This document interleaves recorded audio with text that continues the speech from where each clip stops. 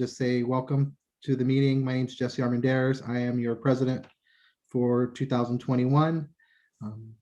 Those of you who don't know, our organization has been a big supporter of charities in our area for many years. And for over the last 3 years, we've given over $50,000 to veteran groups, Feed America, food banks, homeless outreaches, outreach efforts, and so on. This year, we have actually targeted and had a unique opportunity to be a supporter of the Ronald McDonald House.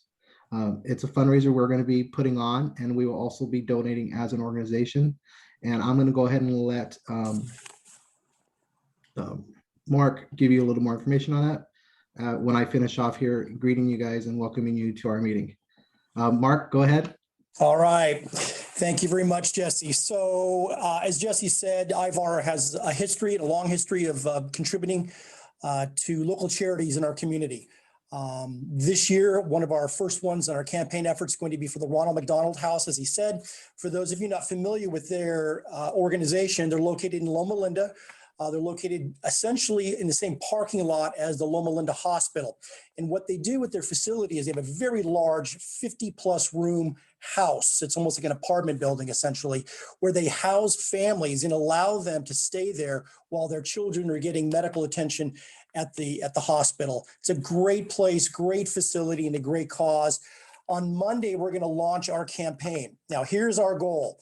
For every $5,000 we can raise, that will pay for one room for an entire year for families to come through there and make sure they can stay close to their children as they're getting treatment. So at a minimum, folks, we're going to raise $5,000, but I really believe we can do more than that. So after we start the campaign on Monday, we're going to roll this out, putting out emails to our members. Hopefully you'll consider contributing. So the two major categories for contributions will be $500 and $250. If you do that, your company name and or logo will be on our website and on the emails, and you'll be listed there. If you want to contribute less, that's fantastic. You won't be honored with a logo, but you will be obviously part of the contribution effort, and we appreciate that. So look for those emails coming out starting Monday, and we hope you can get behind the effort. And next month at our meeting, we will announce how much money we raise, and hopefully it's going to be $10,000 or more. With that, I am going to introduce our Government Affairs Director, Paul Herrera. Paul's got a couple of legislative updates, and then he will introduce our keynote speaker for this morning. So with that, Paul, turn it over to you. All right, thank you, Mark. Good morning, everybody. Welcome to our May edition of the IVAR, what would be the breakfast meeting. I hope you're enjoying a good breakfast. As Mark said, I'm Paul Herrera, the Government Affairs Director for the Inland Valley Association of Realtors. So I'm going to give you guys a short pitch on something that we talked with legislators about last week during our Legislative Day meetings with lawmakers in Sacramento. We covered two specific bills with our lawmakers. One of them is our support of a bill known as SB 6.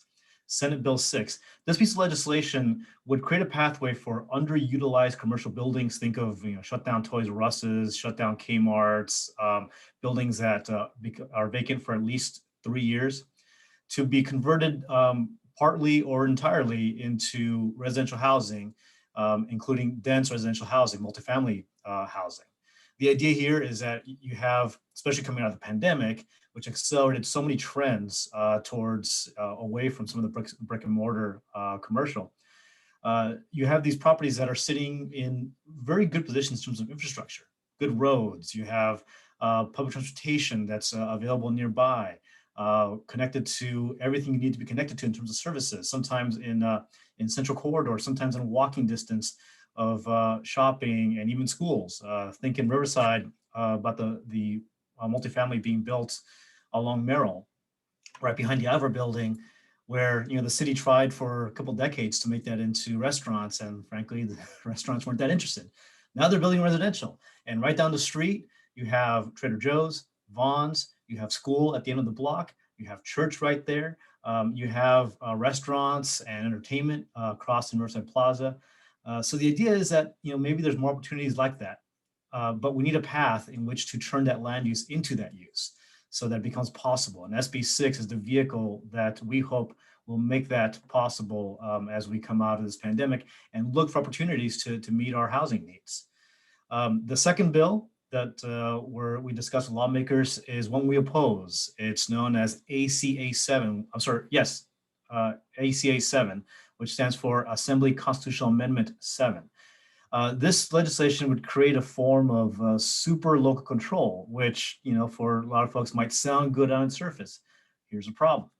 A lot of the progress we've made in recent years, think of ADUs, the ability to get them permitted and bring them into compliance so that they become assets of the property and not a violation waiting to be discovered.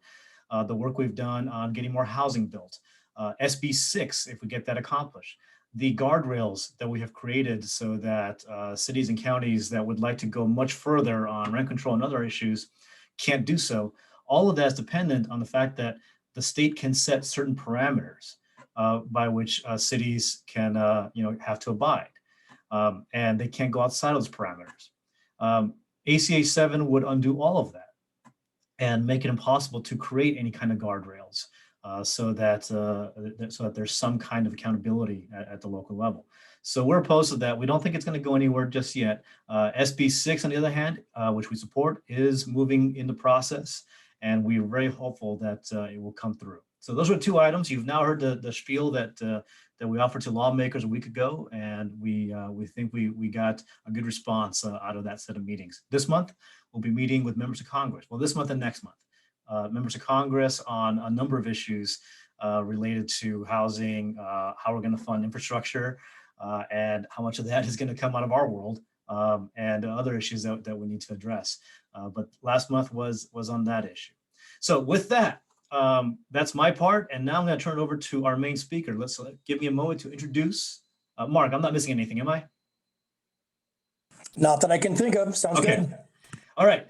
So I will introduce our speaker, Matt Jennings. So I've got his bio here. Matthew Jennings was unanimously appointed by the Riverside County Board of Supervisors in September of 2020 to serve as a treasurer tax collector for the County of Riverside. In this capacity, he is responsible for a department consisting of approximately 100 employees spread across 4 locations throughout the county. As the treasurer tax collector, Matt is responsible for the billing and collection of $4 billion annually in property taxes, the banking relationship on behalf of the county, as well as the $9 billion treasurer's pooled investment fund. Mr. Jennings began his career as an office assistant 2 with the Riverside County Treasurer Tax Collector in 1994. With over 26 years of experience with the department, 22 of those years were served in a leadership capacity, including 3 years as the Assistant Treasurer Tax Collector. Matt holds a Bachelor of Science degree in Business Management from Hope International University, as well as a Master of Public Administration degree from California Baptist University. As County Treasurer, Jennings also serves as the ex-officio Treasurer of all school and community college districts, managing nearly $15 billion in annual receipts and disbursements. Matt serves on various boards and commissions, including the County of Riverside Debt Advisory Committee, the County of Riverside Pension Advisory Committee. Mr. Jennings has also achieved several milestones throughout his career, including multi-million-dollar increases in annual unsecured collections and the implementation of a new shared property tax system, which has spanned over a decade of development. Matt, so despite having a title of Treasurer's Tax Collector, you're going to show us why you're a likable individual and why we enjoy actually working with your office and the work that you do on behalf of the county. So thank you so much for being with us today, Matt, and I will turn it over to you. Absolutely. Thank you, Paul. I appreciate that. And good morning, everyone. Thank you for joining us today and for taking the time out of your day to come and listen to me. And so I'm going to try and not make this information just dry and boring, because as you well know, sometimes financial and economic information isn't the shiniest stuff in the world. And so a lot of times it's difficult, but we'll get through it. And hopefully I can give you some information that's valuable that you can take back and it can assist you in your jobs and careers and everyday lives. I'm going to share my screen as I have a PowerPoint available to share. Let's see. All right. Can everyone see that? Yes, we got it. Good, Paul. Okay. Thank you. So I'm not going to go into too much more about myself. I think that bio said most of it, but I just wanted to add that I'm actually a third generation Riverside County resident. My grandparents started out here in the city of at that time, very, very small city of Paris. And they owned a chicken farm, one of the biggest in the state at that point. And so I've been here a long time, and it allows me to take advantage of different perspectives, because not only have I been with the department since I was practically a youth, but being grounded in the community, it makes me go that much farther to be able to help others. And so I use my capacity and my role to be able to do that. So, I'm one that if I can do something as the treasurer tax collector for individuals or organizations like yours to make your lives and jobs easier, then I'm open to that. So just keep that in mind. I'm open to suggestions, and nothing is ever set in stone unless it's a state law that I can't break. But outside of that, very flexible. So we'll go ahead and get going. And what I'm going to do is start off here with the objectives of our office. And they center on three things, which is investments, tax collection, and public service. That's our three mandates that we focus on, because our responsibilities include the collection of property taxes, investments, and then we are public servants and work at the behest of the taxpayers of the county. On the tax collector side, we generate over 1 million bills annually, and we collect about $4 billion off of those bills. On the treasurer side, we act as the bank for the county, as well as the school districts, and we invest all of those funds. We do this, as Paul mentioned, out of 4 locations, and we have approximately 110 employees. So I'm going to start off by talking about the property tax system and cycle first. Some of this is usually a surprise to people, as they're not sure exactly how it works, and even folks like you that do this for a living, usually there's some information that you may not have been aware of as far as how the actual system works. But the property tax whole system and cycle is actually governed by 3 independently elected offices: the assessor, the auditor controller, and the treasurer tax collector. Each of those offices is elected and separate. And it all starts with the assessor. The assessor is responsible to build the assessment roll, and their primary function is to determine values, because that's what property taxes are based upon. So they determine the value, but part of them building out that role is they determine ownership. They determine situs addresses. They even determine the mailing addresses. They handle all exemptions, such as welfare exemptions, church exemptions, homeowners exemptions. They deal with all of that. So basically, in a nutshell, they create everything that it takes to create a property tax bill. They then pass that information on to the auditor controller. And the auditor controller actually calculates what the taxes should be based upon those values and exemptions that the assessor has enrolled. They determine what the tax rate is, and most of that is based upon state law and various propositions that have been voted through local agencies and special districts. They add all of the fixed charges, bonds, anything like that. They add all that, and then once they have an actual tax amount, they pass that tax amount to us. And our job is in a nutshell, simply to bill and collect those property taxes.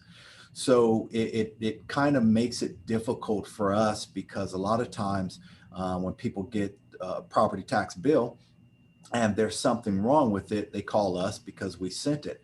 However, our issue is that none of the information, probably 98%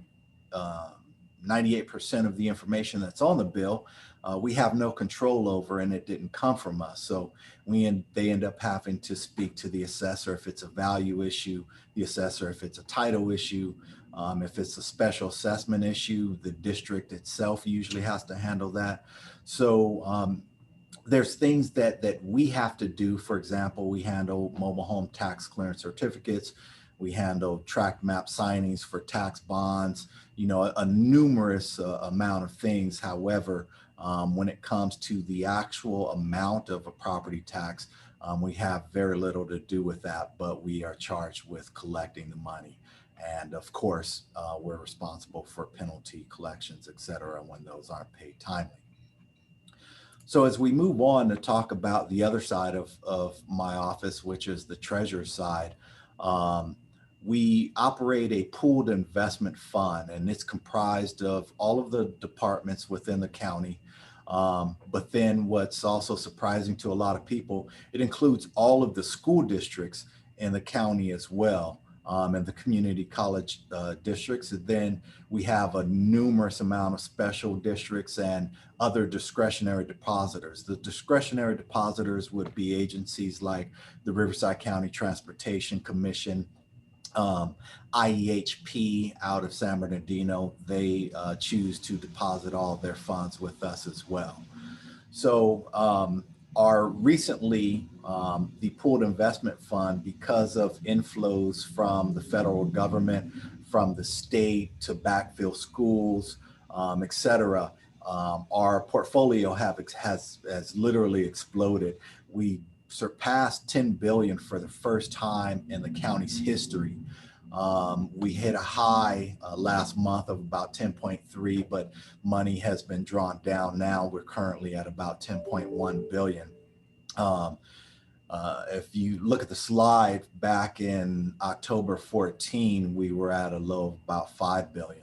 So we actually receive and disperse, because of the school district's money, we're responsible to meet payroll for all of these schools, employees, all the teachers, et cetera, in the county.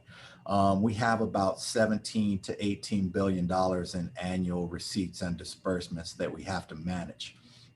Now, if we talk about the actual investment function of the pool, we can't invest in stocks or equities. We're prohibited by state law from investing in that. So the only thing that we can actually purchase is debt instruments and bonds, pretty much. So primarily because of that, our pool is not really designated to earn a ton of money as other like corporate and private pools are. Really, our primary function is to safeguard public assets. So it's to make sure that we don't lose any principal. So safety of principal is first and foremost for us. The second thing is liquidity. We have to make sure that we can meet not only the county's payroll, but the school district's payroll every month. We also have agencies such as IEHP that will need to wire out, $500 million for something at a given point. We have to make sure that the money is not invested somewhere where we can't get it. We have to maintain sufficient funds on hand to meet all of those demands. And so most of our portfolio, it matures within a year or less. We can't go out. A lot of investors go out, 3, 5, 10, 20 years. But we can't do that because of our liquidity needs. And we're going to talk more about that in a couple of more slides. So let's talk about when the pandemic hit and the economic fallout, just on a national scale of what happened, because these are staggering numbers and statistics.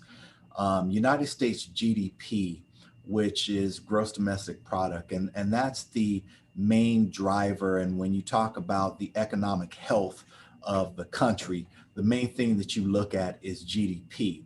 Well, in March of 2020, GDP contracted 3.5%. And that was historic. We hadn't seen, it was the first actually annual contraction since the financial crisis in 2008.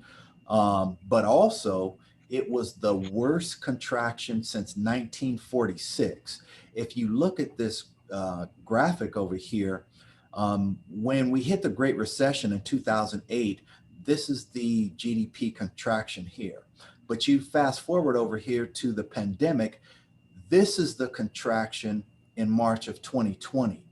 So it was staggering. However, what was even more interesting was that immediately almost it rose well above normal levels, and then it kind of settled down back to a normal level. So the current GDP right now is 6.4%, and we project by the end of the year it's going to actually hit 7. And so if you look at this back in '08, you have a wider V. It took a while, a couple of years before we got back to normal. Well, this time we took a much larger hit, but almost immediately we went back up to normal. So this isn't a 2008 type of situation. It's something that's much different than what we saw back then. If we look at employment numbers, by mid-March, the country had lost over 20 million jobs. If you compare that to the Great Recession, we lost 8 million jobs. So almost 3 times as much jobs were lost when the pandemic happened. Our unemployment level went up to 14%. But again, look at that. It settled back down. Now we're at 6%. So even though it went sky high, and we hadn't seen that since, we're talking Great Depression type numbers, now we've rebounded a year later and we're down at 6% now, which is more normal. And so one thing that we saw immediately upon when the pandemic hit, the federal government started pouring in large sums of money. This $5.3 trillion in fiscal stimulus is historic. There's been no other time where the federal government has pumped that much money into the economy. So let's take a look at what that did. You see over here, $5.3 trillion. That was spread out between small businesses, stimulus payments, unemployment was expanded, and that has still continued to be expanded. It's about to be sunsetted. Various tax incentives, etc.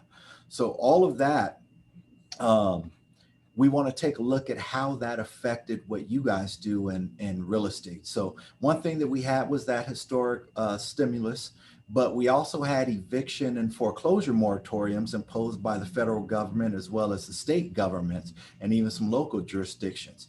The Fed took an action to maintain a low Fed funds rate, and we're going to talk about that and how that affected investments. But the effect of all this that it had on the real estate market is it kept mortgage rates low, which helped the real estate market, not just in Riverside, but in the whole Inland Empire and actually the whole state, helped keep that strong. Construction, 51,000 jobs were added. New housing startups were up almost 6%. So what we're seeing now is demand, a huge demand continues to outpace a very low supply.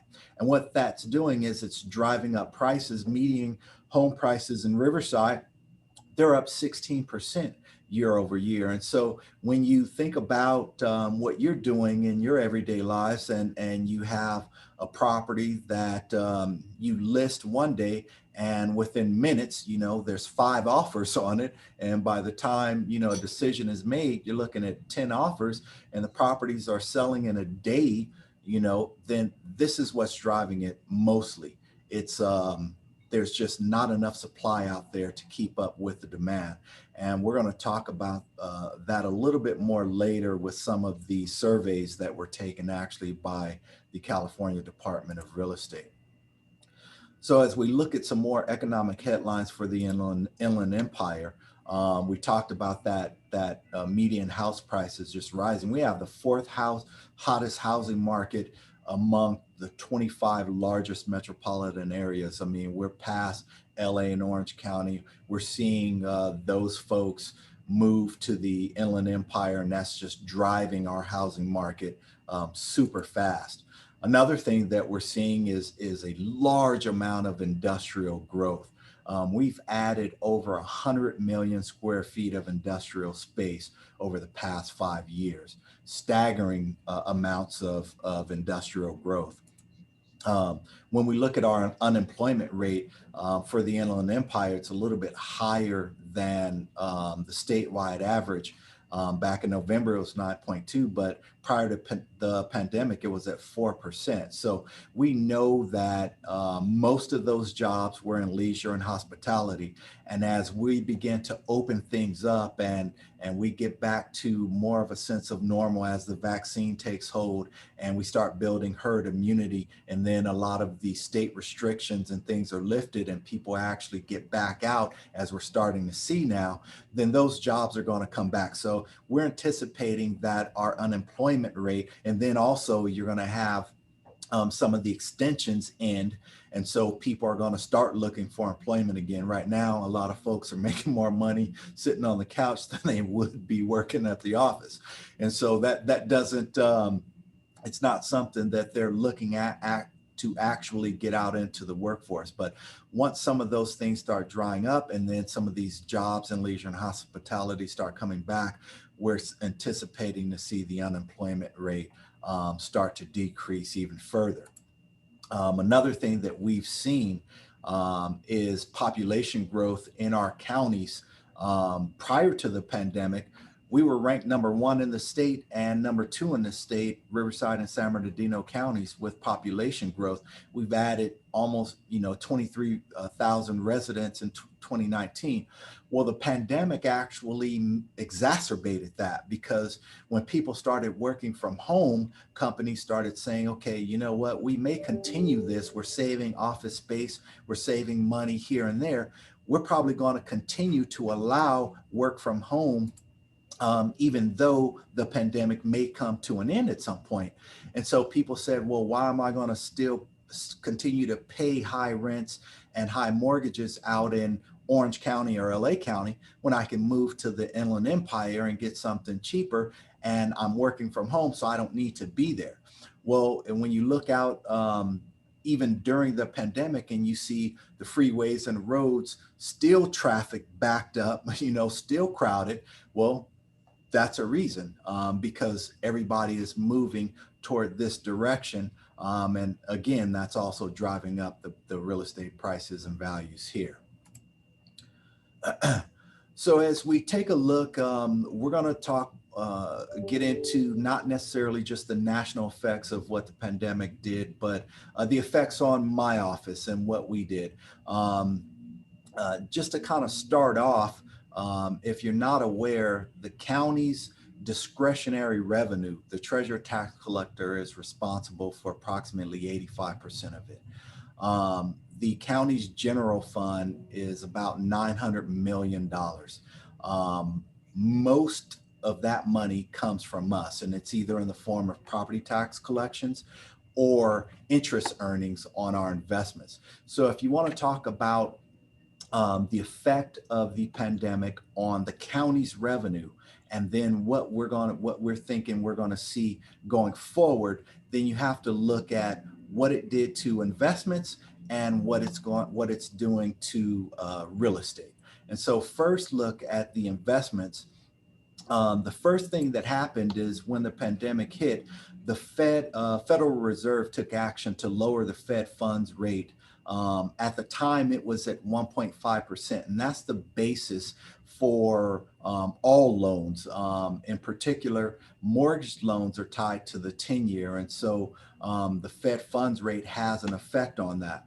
And so they dropped that down from 1.5% over about 3 cycles, all the way down to near zero, between 0 and 0.25%, or 25 basis points, what we would call it. So if we look at this graphic here, January of 2020, prior to the pandemic, this is what the U.S. Treasury's yield curve looked like. So down here we have the 1 month the 2-year, the 10-year out to the 30-year. So it was up at about 1.5% on the 1 month, and out here in the 20-30 year, just over, just under 2%. Well, in March of 2021, just a couple of months ago, this curve is what it looked like. So everything short is down here at almost zero. So between 1 month and 2 years, it's barely above zero. However, out 10 years and beyond, there's this huge spike right here up to about 1.5%. This curve steepening is one of the economic indicators that that the market is sensing that there's some inflationary fears. If you're looking at the housing market, that's one thing, but if you're looking at grocery stores and normal commodities and car prices, etc., the market is saying, hey, we're going to start seeing some inflation. However, what the Federal Reserve has said is, yeah, we're okay with some inflation. We're going to keep this interest rate low right here, despite some inflation. If inflation starts running away, then maybe we'll take a look at it. But we want to keep the interest rates low, which means that, for one, on your side of the shop, those mortgage rates are going to continue to remain low, because if this goes any higher, the Fed is going to have to take some action, because this can't get too steep. And so they'll either raise this or they'll take some other type of action to rein in the 10-year to keep it down. So that's going to keep mortgage rates down. But the effect that has on us, because we invest, as you saw in the previous slides, most of our money is invested here. And so when we look at T-bills, 75% of what we invest is earning way down here, right? So what that has on the effect of our portfolio is, prior to the pandemic, we were earning about 1.8%. Now we're earning about 2.29%. What that equates to is, for the county's general fund, in 1 year, they lost about $20 million on investments. The school districts, on the other hand, because property taxes, most of that money, about 80% of property taxes, goes to schools. A lot of people think that it goes to counties, but most of it is actually for schools. The school districts lost about $80 million in investment interest earnings over 1 year, because of the Fed action to maintain a very low Fed funds rate, and borrowing and debt investment is hugely tied to that low rate. We're actually seeing some investments where if it's short, like overnight, we're seeing rates that aren't even positive. We're seeing negative rates. And a lot of countries in Europe, some in Asia, they actually have been dealing with negative rates for quite some time. And, just to put it in layman's terms, what that means is instead of, you taking out a loan and you paying the bank interest, the bank would pay you interest to give you money. That's what negative interest rates mean. So that's something that the Fed doesn't want. It's very short and very minimal here, but if that continues a trend, they will have to take some action to reverse that, because we don't want negative interest rates in the United States. So the next thing that we're going to look at is property tax collection. So if we're talking about, again, the county's revenue, we talked about investments. The other side of that is property tax billings. So as you well know, property taxes are based upon values, and it's assessed values, which are different than market values, but they do have a correlation. So if we take a look at what we've done in the total amount that we actually send out there and bill. So this would be the amount that is able to be collected. Since 2016, it's been going up, and the trend is going to continue to go up, because assessed values are climbing. They're not climbing as high as market values. Market values are up, as we stated, maybe 16% year over year. Assessed values are up probably 5-6%.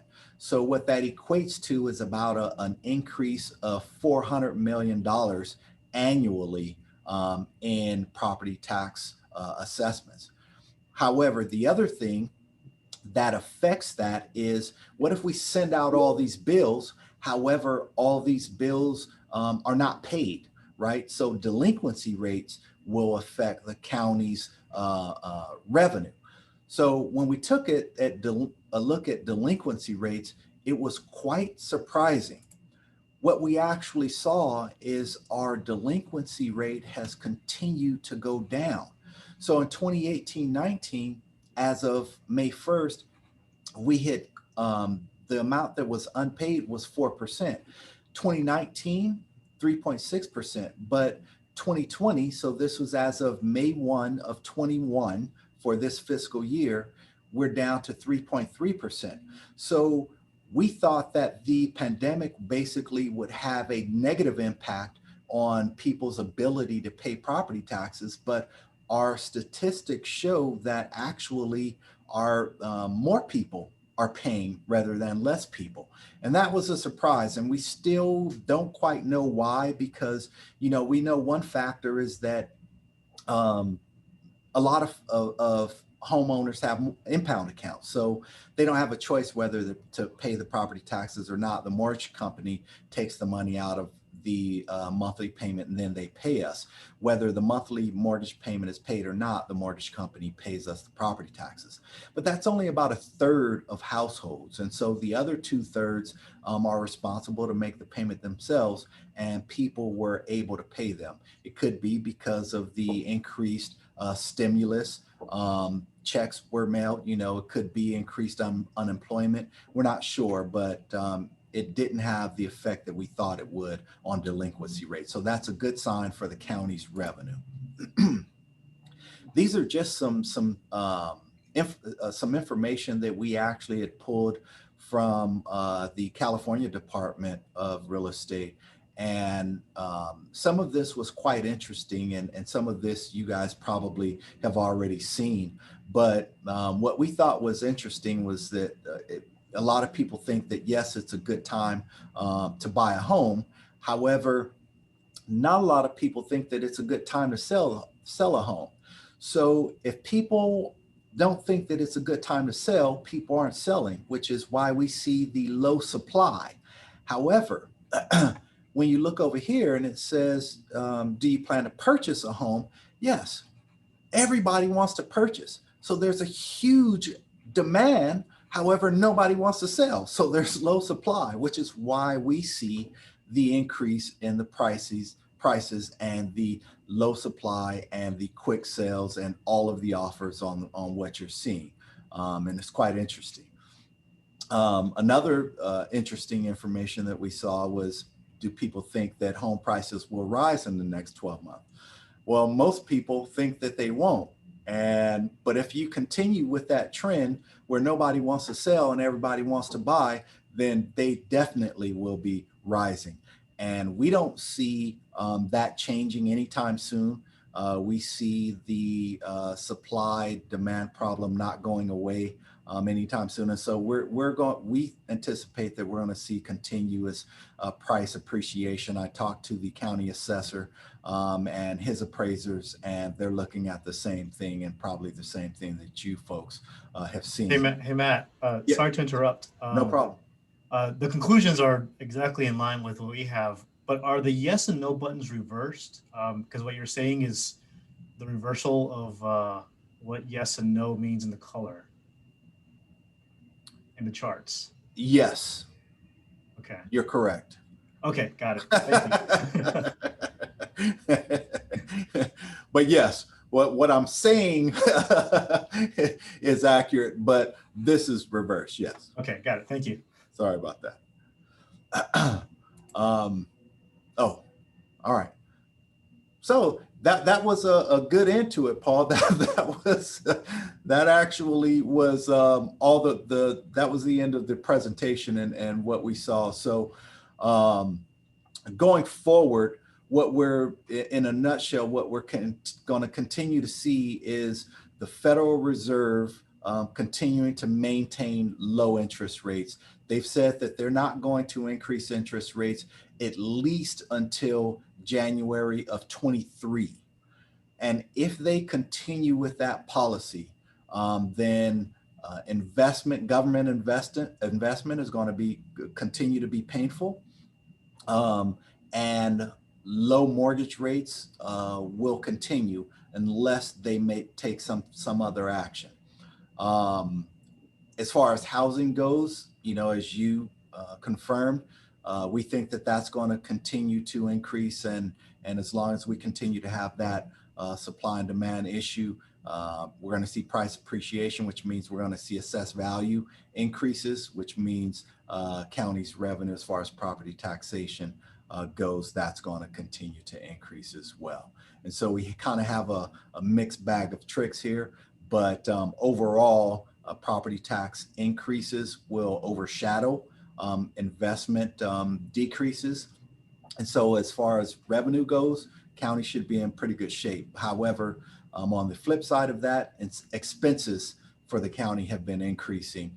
And so if that continues, we're going to continue to see some pain here in county government until they get expenses reined in. So Paul, if I don't know who I want to turn this back over to for questions, but It'll be me. this is my contact information here. I did share that I'll be able to release this PowerPoint to you so you can have this contact information will actually get you directly to me. And I don't mind taking questions, and if it's something that I need staff to take a look at, then I can do that. But there's the contact information for you. And so I'll go ahead and turn it back over to you to see how you want to deal with questions. Sure. We actually got a few that came in during the chat. Some people sent me a few questions. So starting with the overall, Matt, can you hear me? Yes, I can hear you. I was Okay. just going to stop sharing my screen. There you go. All right. Okay. As far as the overall trend in county tax collections, you mentioned that the increases in property taxes in terms of valuations is overshadowing that loss in investment income. Is it overshadowing the concerns about expenses and where the county budget is over the next few years? No, it's not. I don't know if you know, but we have the board appointed a new CEO just recently, and I've met with him a couple of times, and one of his primary focuses is to rein in expenses because we've actually been the county has been operating at a deficit. And what he wants to do is get a balanced budget to where we're in the black going forward. And so even though we see the revenue increases, there are still a lot of issues around expenses. Some of them are COVID related, obviously, but a lot aren't. And so, we're getting federal stimulus money to deal with some of the COVID related issues, but we all recognize that it's one-time money. So we're very hesitant to use that to fund ongoing operations. We're going to make sure that that's designated for relief purposes and revenue loss backfills and things like that.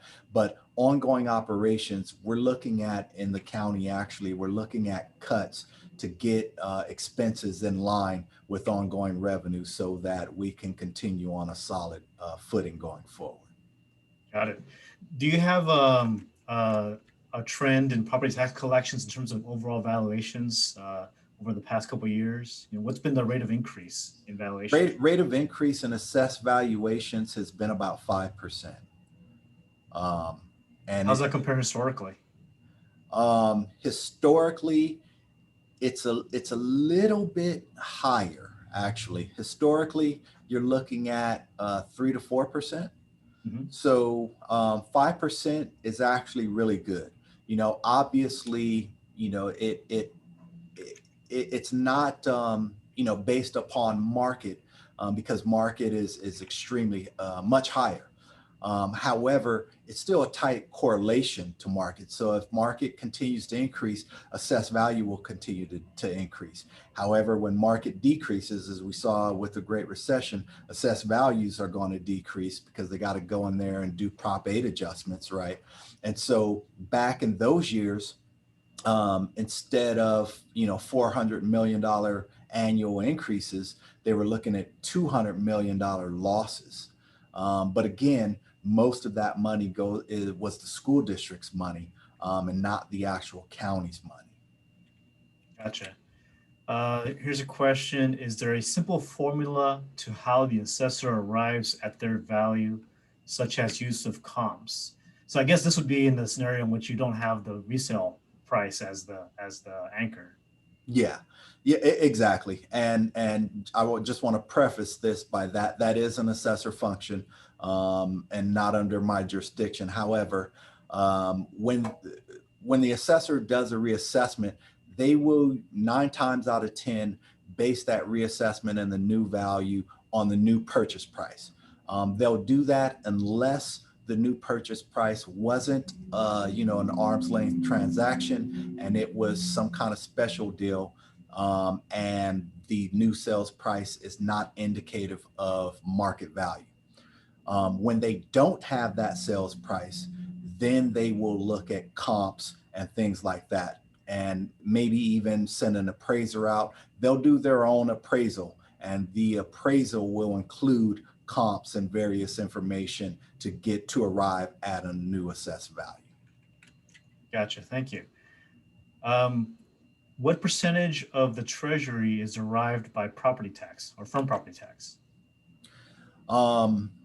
So our investment pool is about 10 billion.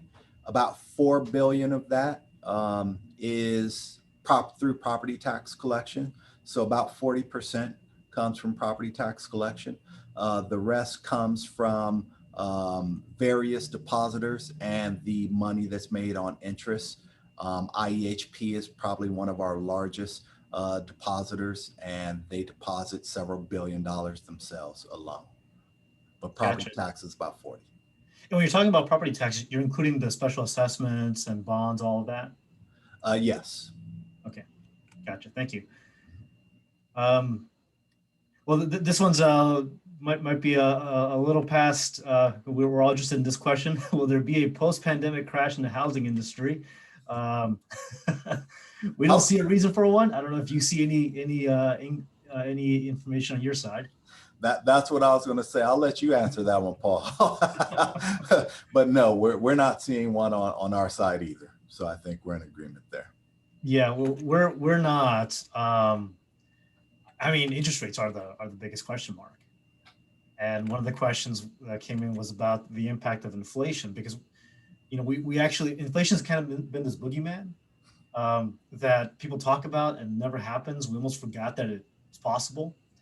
And now we're actually seeing it. Building materials, basic manufacturing materials, commodities, obviously housing, lumber, all this stuff, wages.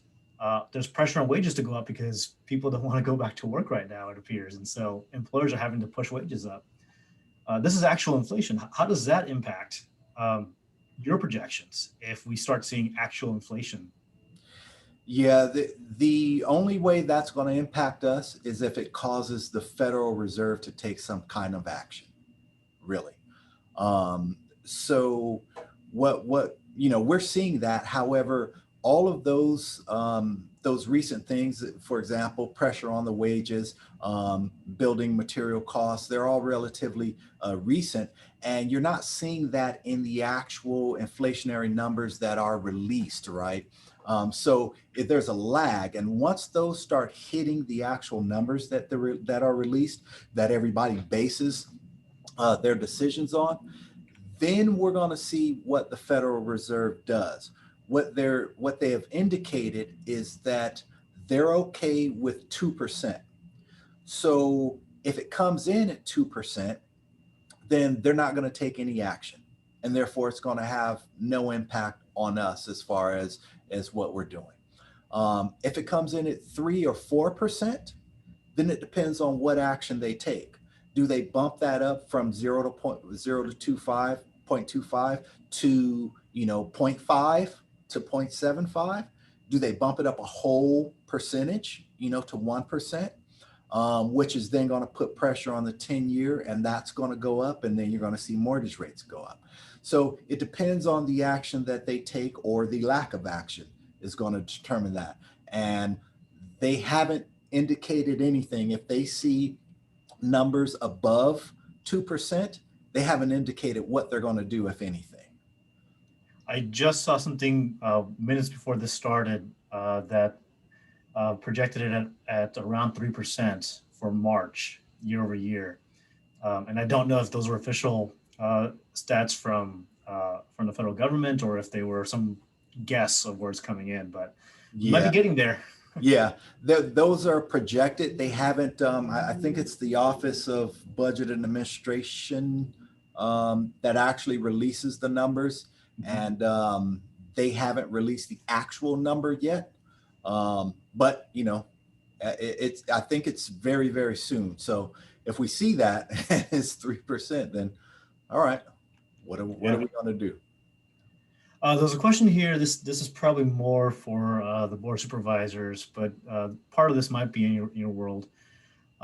Regarding the increase in industrial space, how does that affect the budget? And this question was really about emission controls and impact on infrastructure and freeways, and, you know, I guess warehouses paying their fair share, but which is probably outside your purview. But within your purview, that industrial space, is it generating significant new revenue? Yes, new revenue, but not significant, because the percentage of the roll that involves industrial is actually really low. When you look at the whole commercial side, period, and that's going to include retail, you know, malls, everything, not just warehouses, it's about 20% of the roll. So it doesn't have a significant value impact, even though you're talking about larger numbers as far as millions versus maybe a single family dwelling that's 400, 500,000. But just there's just under a million parcels in the county. And so if you take less than 200,000 of those as industrial, you have a heavy weight on the other side. So it's going to increase revenues, but not as much as people might think, because of the low amount of industrial space in comparison to residential that we have in the county. You mentioned earlier the surprisingly low number of delinquent tax bills payments. Is there any different on the commercial side? No, actually. And that was a bit surprising too. The only impact that we saw on the commercial side was we saw delayed payments. Some of them, for example, in April of 2020, were not able to make that installment, but by June, they made the installment. Some of them suffered when we had the resurgence in November, between November and February. However, by this past April, they were right back there. So we didn't see too much increase in commercial delinquencies. We are anticipating on seeing some decreases in commercial valuations, though, because commercial valuations are based upon rents and not, you know, sales price or anything else. And so we do know that, you know, there are several businesses that went under and they didn't recover, right? We see empty spaces in the retail shopping centers, et cetera. So we are looking at some decreases there that we're anticipating. However, again, the small amount of commercial space in comparison to residential is going to make that impact minimal as well, is what we're seeing, what we're looking at. Yeah, that was going to be my follow-up question on that issue. Is there a question here? Is there a flyer regarding homeowners exemption available, or a link maybe for information? Those are also handled by the county assessor, and I do know that they have a link on their website. It's www.asrclrec.com. It's like assessor clerk recorder short.com. But if you look up the county assessor, their website, they have a link to homeowners exemption information there on their website. Yeah, there's good information there. And if you didn't catch all the letters in order, just Google assessor, Riverside County assessor. It'll come right up. Yep. But yeah, that is one of the more cumbersome. I can never remember the I know. actual I think I quoted it wrong, as a matter of fact, because I can't remember it either. I have no idea, Matt. And I've gone to it, hundreds of times. Do you have any expectation of the impact of Prop 19? My sense is that it shouldn't have too much of an impact on Riverside County because we already had 60 and 90 in effect. Counties that didn't have 90 in effect are probably going to see a little bit more of an impact. But even there, I don't think there really was any significant impact. You hit the nail on the head. Much less impact for us because we already had Prop 60 and 90. So now we're just dealing with, the heirs and the properties that are left to descendants. But even those counties that didn't employ 60 or 90, they're going to have some impact to it. But again, even when we started 60, 90, we didn't see much of an impact there. And so we don't think that they're going to even see a huge impact themselves, but ours is going to be less, even because we already had it. So yeah, if anything, it should be a little more positive, right, in terms of revenue because of the increased assessment on inheriting rental property. Right. So that's going to outshadow the other losses. Question, a federal judge has removed the ban on evictions in the last hour. How would this affect your office? I don't think it would, right? No effect on our office. Yeah. We're going to see, what that does to the real estate environment, if anything, but no effect on us. Okay, let me see if I have anything else that I missed. Talked about inflation. You know what? I think we've cleared all of the questions. So Matt, really do appreciate your time and enlightening us with what you guys are working on and the importance of the office. Those investment earnings are really interesting to look at, and the fact that you have so few options, and so you just have to live with whatever the heck they're paying out over a month or 3 months period. And if that turns negative numbers, does that mean if it's a negative, do you just keep the money locked up in behind a vault, or do you go ahead and drop it into treasuries anyway? Yeah, we're actually navigating that as we speak. Our investment policy prohibits investing in anything that produces a negative return. So we actually can't. So we have to figure out ways to avoid those negative rates. So we have to extend our duration a little bit and go out a little farther. We have to rely more heavily on corporate debt rather than U.S. Treasuries. And corporate debt is going to carry more risk. So we end up having to take a little bit more risk to avoid those negative interest rates, is what it boils down to. So it's painful and it's difficult times right now for treasurer management and anybody managing treasurer investment pools. But there's not a whole lot, that we can do but ride out the storm. Yeah. Well, thank you so much, Matt. Really do appreciate your time. Appreciate everyone who joined us on this. I believe Mark will be sending out the PowerPoint that Matt was going over earlier. So again, thank you for joining us. Matt, thank you for joining us.